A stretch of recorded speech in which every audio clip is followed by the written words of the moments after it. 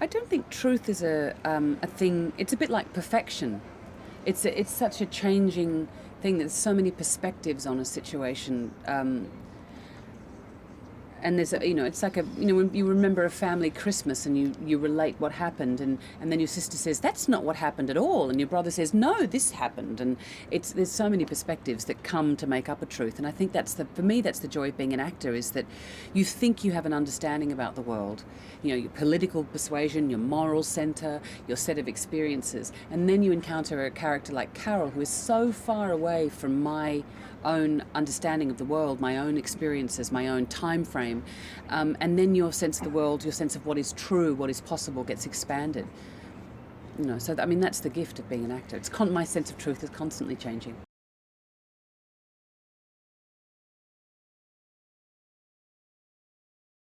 One of my favorite parts of the film is that there's always a female on screen, and that the men in the movie are just kind of like, I don't want to say background noise, because maybe that's not quite fair, but they are a little bit just sort of background noise, and usually it's the other way around. And so it's just so refreshing to watch an entire film where the women are just front and center, and you really are in their headspace in a real way, and I really appreciated that.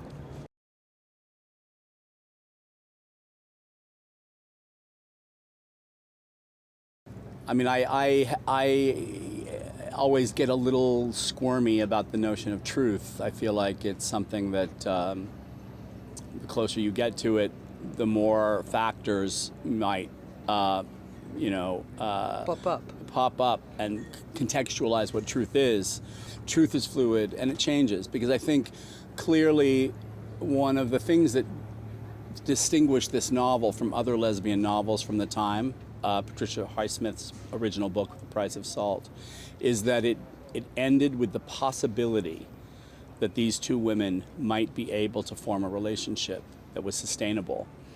And it didn't have to be morally condemned with a narrative gesture of suicide or a sanitarium or some recrimination, which most lesbian fiction did. It might still be the case today, when boys sort of still rule the world, despite everything we've learned and everything we've been through.